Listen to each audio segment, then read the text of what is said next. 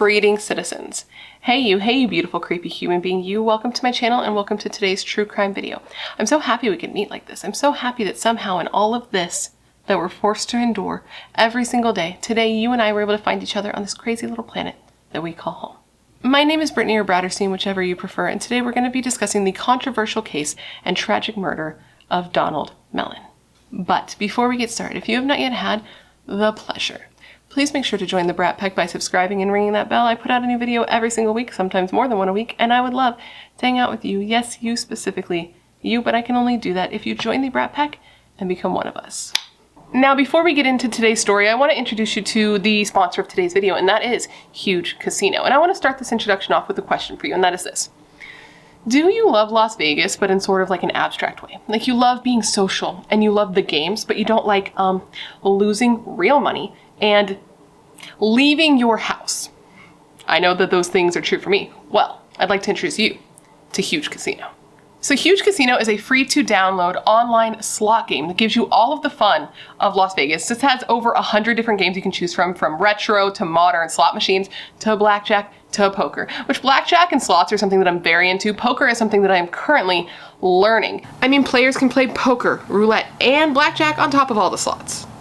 And this app offers all of this to me, but without the risk of losing real money, because there is no real money involved. You're not playing for real money prizes. You're not spending any of your actual money. So it's a very low stake form of entertainment that I, myself, have been very much enjoying. Now, I've recently been playing this particular slot machine. It's called Blaster Cats, and look, it has these little alien cats across the top. I'll give you a closer up shot in a second, but I've been really liking it because these cats are just so cute. And it's just really fun to like...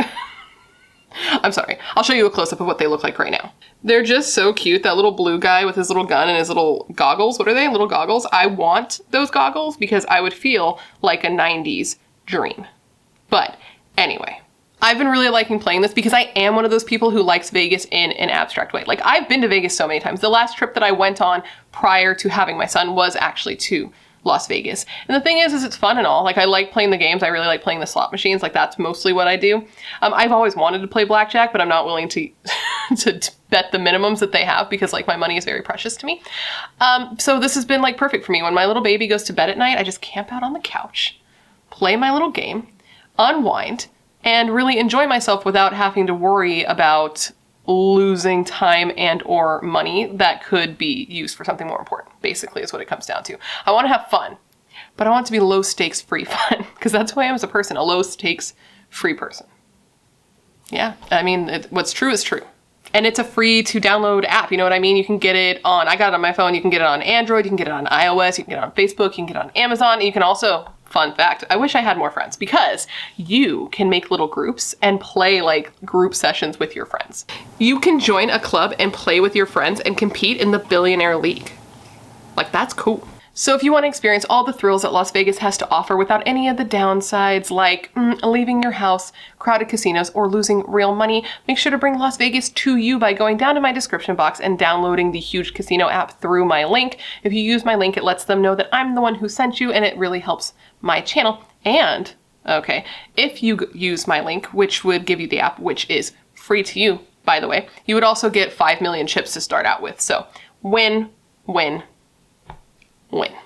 And now I just want to say one more thank you to Huge Casinos for sponsoring today's video and making it possible for me to put out videos as consistently as I do. And a big thank you to you guys for always being so supportive of all of my sponsors. You rock.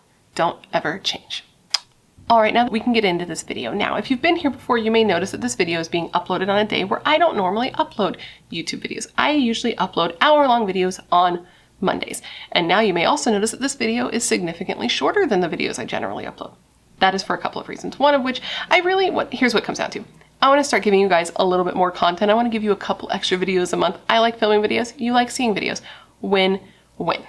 Now, these additional videos I'm going to start trying to put up throughout the month are going to be shorter videos, more condensed videos, condensed crime, if you will. And there are a couple of reasons why that is. But a big one, a huge one for me is that not everyone, though a lot of you guys like the long form content, not everyone has time to sit down and watch my hour-plus long videos. Some people really like shorter form content. Some people just want to get in, get out, and be on their way, and this is for them. But if you're still into like the long videos, the deep dives, the hour-long videos, the two-parters, don't worry, that's not going anywhere. Every Monday, those are still going up. They're still going to be my long cases. You just are going to get a few extra short guys sprinkled in throughout the month. As long as you guys are receptive to it, I will do it, and then you just get more content from me. So this is for people who like short form content or people who just want to see a little more of me throughout the month. So this video, it's on a case that I stumbled upon recently. I found it interesting, I read about it, and I wanted to talk about it, so now I'm going to talk about it with you. It's as simple as that. It's a case that I had never heard of before, and now I have, and now I've read about, and now I'm going to tell you about. Now, at the end of this video, I'm going to ask you a question of the day, but I want to give it to you now so you can have it knocking around in your brain during the video. And the question of the day is this: do you believe that the sentence that was given to Donald Mellon's killer is justice? Keep that in your head as I tell you the story, and let me know your thoughts at the end of this video. Now, with all of that said, come gather around and let me tell you the story of the controversial case and tragic murder of Donald Mellon. On July 31st, 2012, in Phoenix, Arizona, a call came into 911 reporting a shooting. Quickly, officers responded to the home where the call was made, and when they got there, they found that the floor was covered in blood and that a 46-year-old man was laying on the couch, and he had suffered a gunshot wound to the left side of his head. The man was rushed to the hospital, and they performed life-saving measures on him, but he was unable to be saved. And this man was Donald Mellon. Now, the person who made the call to police, the person who supposedly found him on the couch suffering from the gunshot wound to his head, was actually the person who fired the weapon, shooting and killing him. And this was Donald's wife, Rebekah Mellon. The judge who later presided over Rebekah's trial said of this murder, and I quote, "I have a recollection of it. I watched it. I watched as you sat on a sofa, slowly smoking a cigarette, patiently waiting as Mr. Mellon died." Now, who was Donald Mellon? Donald Mellon was a man who went through several different phases in his life, different versions of himself. For most of his adult life, he was seen as the all-American successful family man, somebody who was successful financially in business and who had a successful family with 3 children who absolutely loved him. And he was said to be the type of man who was just a good person, the type of man who was a helpful man, who would go out of his way to help somebody in need without them even asking. Donald and his family lived in Phoenix, Arizona, and by all accounts, they were doing really well. They were doing well financially. They, I believe, owned a McDonald's franchise, and you know people do be eating McDonald's, so they weren't doing too bad in that dollar bills, y'all, department. And they got to do all the things you see in their history. They got to do all the things that like sitcom families get to do. They were just fortunate in that they didn't have to ask for much. They got to have anything they wanted. They got to do anything they wanted to do. They went on family trips. They went to Disneyland. They went to Hawaii. They went on road trips. They got to do all of the things that we all do be wishing that we get to do. You know what I mean. Not everybody is blessed in that way, but the Mellons were. And on top of being blessed financially, and not just blessed because I'm sure the work was put in to get where they were, he was also very blessed in his family life because his family and his kids loved him, dude. Like, he was very beloved. He was said to be the perfect dad, but he definitely had his demons. And maybe he was the perfect dad and not so much the perfect husband, the perfect partner. He was said to hit the bottle a little more often than one would like, definitely more often than his first wife liked. I think her name was Karen. This was his first wife and the mother of his children, and she ended up actually divorcing him. So clearly there were some issues there. It was after this divorce that Donald really started to change in all the ways. He changed his interests, his personality, even his look started to change. He started to grow his hair out long. He started to get more tattoos, and he started going by the nickname DJ. He started getting new interests. He started changing up his routine. He started frequenting clubs where the ladies did be doing their dancing, if you know what I mean. And it was there that he met a new woman, an exotic dancer by the name of Rebekah, a name that he later got tattooed across his stomach in large, thick black letters. The two immediately hit it off, and though he was pretty passionate about her, it seemed like the people in his life weren't taking the relationship too seriously. And I think this probably has to do with, 1, the way that they met, and 2, the age difference, because there was a pretty good age difference there. Not like that really matters, but it mattered in combination with all the other factors, right? But the people in his life were gonna have to suck it up or get off the boat, suck it up or get off the horse, They were going to have to deal because he was taking Rebekah very seriously. They ended up getting married, getting a home together, and moving into this home, the two of them and her younger son.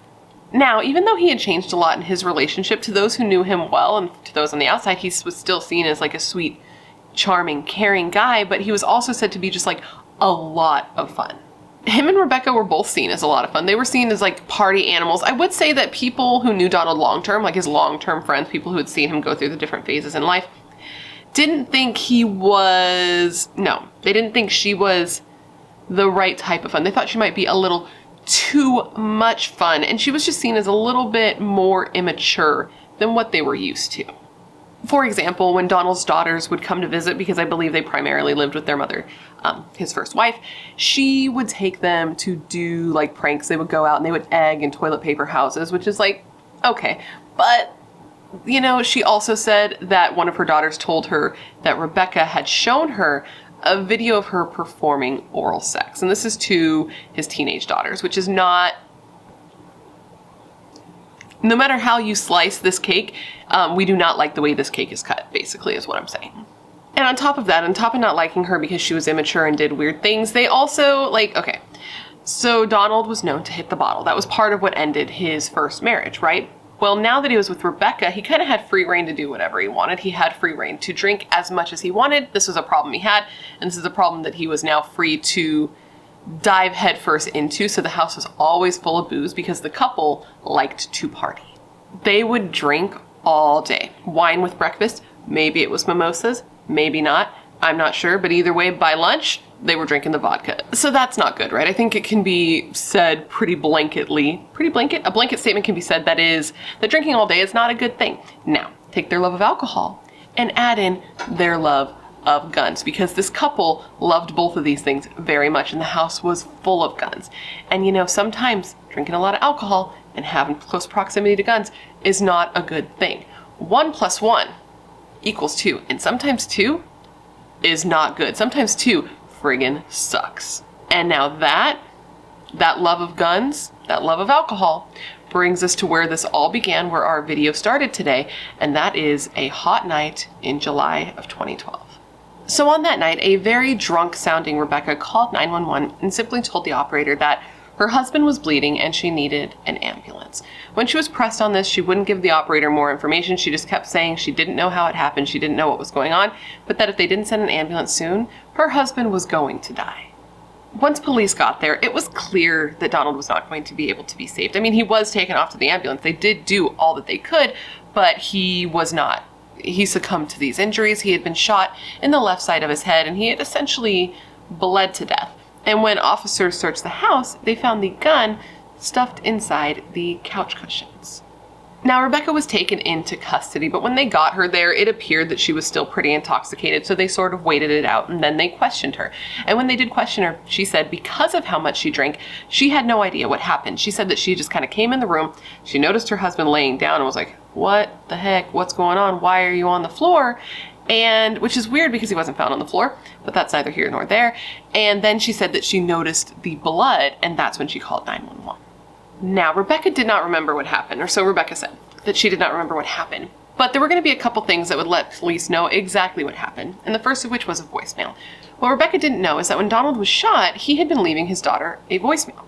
So he's literally, like, his daughter hears it, and it's literally him saying, like, hey, you know, call me back, before all of a sudden saying, what the, followed by somebody else saying, it, and then the sound of a gunshot. Now, if that wasn't already bad enough, the voicemail was not all the police had. It turns out the couple had surveillance cameras basically all over their property. So the entire murder was caught on camera. You literally see Donald there standing, talking on the phone. You see Rebekah come into the room, point a gun at his head, like to the back of him. He's got his back to her. You see him turn, you see him speak to her, you see her respond, and then she just shoots him point blank. Donald had been grazed by the bullet, and it wasn't deep enough to actually kill him, but it was deep enough to cause him serious damage. So you see him, he like staggers to the couch where he collapses and lays there, and then you see Rebekah calmly go and sit down on the couch next to him, light a cigarette, smoke the cigarette, and wait 20 minutes to call the police while she watches him slowly die. Now, this case became controversial because it appears that Donald and Rebekah had a pretty explosive and violent relationship. There was a lot of violence coming from Donald towards Rebekah. The two would drink. When they would drink, they would fight, and then their fights would become violent. And it got so bad that at one point they actually had roommates, and these roommates moved out because they could not take how bad the couple was getting. To demonstrate how bad it had gotten, in 1 year, in 1 year of the relationship, sure, that sounds great, the police were called over 20 times to the house to respond to calls about domestic violence and assault. In one of these instances, when police arrived at the home, it was after the couple's alarm system, their panic button, had been triggered. So they showed up and they found Rebekah there with red and swollen eyes.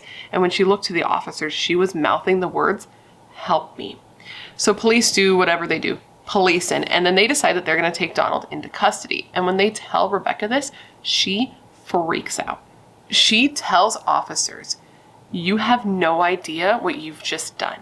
You've just killed me. He is going to kill me." Now, since Rebekah had been arrested, she had to hire an attorney, and she actually ended up hiring the same attorney, one of the attorneys, who defended Jodi Arias. Now, if you know Jodi Arias, you know that she tried to use the defense that she was a battered woman. Well, this is what Rebekah was going to do as well, so this attorney made total sense. Now, it seemed like they may actually have a defense, because on top of all the phone calls to police, remember I said that there were cameras all over the home, all over the inside and all over the outside, and there was a lot of video footage of Donald abusing Rebekah. Now, his family found this to be weird. They didn't know him to be a violent guy. They didn't know him to be an aggressive guy. They said he wouldn't raise his voice, much less raise his hand. So they were convinced, because obviously they saw the footage, they could not dispute that he had been hurting her. But they were convinced that she must have been doing something off camera to antagonize him or had been setting him up to hurt her. If you believe that that is the case, that is up to you. But his family did say the whole reason that the security cameras were put into the house is because he was scared of her. To be fair, there was footage of Rebekah hurting Donald as well, but the footage of Donald hurting Rebekah obviously was just incredibly hard to watch. You see him slapping her in the face. You see him grabbing her and forcing her to the ground. You see him run up behind her and punch her in the back of the head before taking a water bottle, opening it, and just pouring it on top of her. In another video, you see him grab her in the backyard, drag her across the yard, and just forcibly throw her in the family swimming pool. He would shove her, he would threaten her, he would point guns at her, and according to Rebekah, shortly before he was killed, he had told her that he was going to hire somebody to come to the house and murder her and make it look like a robbery gone wrong. She said because of this, she felt like it was him or her. And on that night, what she believes happened, even though she does not remember, is that she had went out there with that gun hoping to plead her case to Donald to stop him from bringing these hitmen in to kill her. And that the gun accidentally went off. Now, people who knew the couple don't really believe that what Rebekah is saying is true. They heard the 911 call, and they also heard the voicemail footage. And knowing what they know about her, knowing what they know about who she is when she's drunk, they say that during the 911 call, it sounds like she might be faking her drunkenness, that she might have been faking the drunkenness after the fact. And in the voicemail, she didn't sound drunk to them at all. She sounded very determined and deliberate when she said, and then shot him. So Rebekah was arrested. She was charged with first-degree murder, and she was held on a $1 million bond. The defense planned to say that Rebekah was a battered woman, that she had been abused for so long that she had killed her husband in self-defense, even though at the time that she killed him, he literally wasn't doing anything. They were also going to argue that she did not mean to kill him, because if she had meant to kill him, why would she shoot him one time and just graze the side of his head? I would say that she probably missed, but either way, that was what they were going to say, that if she wanted to kill him, she would have done more. She wouldn't have just shot him one time just to the side, that she didn't mean to kill him. She only meant to harm him. And that might even be more chilling if you really think about it, because if she didn't mean to shoot him and it was an accident and she realizes she shot him in the head, he's laying on the couch bleeding from a head wound, and she calmly sits down on the couch, lights a cigarette, and waits over 20 minutes to call for help. And that might have been the difference between him living and him dying. Now, even though Rebekah did have a defense attorney who was willing and able to argue her case, I think Rebekah knew that things didn't look too good for her when you combined the voicemail and the video surveillance. It wasn't painting the picture that she wanted to paint. And if she had gone to trial, she was facing life in prison. So she made the decision to take a plea deal where she pled guilty to second-degree murder and was given 20 years in prison. And as she was led out of the courtroom, she looked to her son and just mouthed the words, "I love you." And now, even years later, Rebekah still says she doesn't remember. She doesn't remember shooting him. She doesn't remember sitting down and smoking a cigarette. She says that nothing came into focus for her that night until it was too late for him to be saved. So that's where we lie. She is in jail and she is up for release in 2032. So now that I've given you all that information, I want to revisit the question of the day, and that is this. Do you believe that the sentence that was given to Rebekah for the murder of her husband was justice? Let me know all your thoughts in the comments below. And with that, that is the video, guys. I hope you found it interesting and informative, and I hope it made sense. And of course, I want to thank you for remembering Donald Mellon with me today.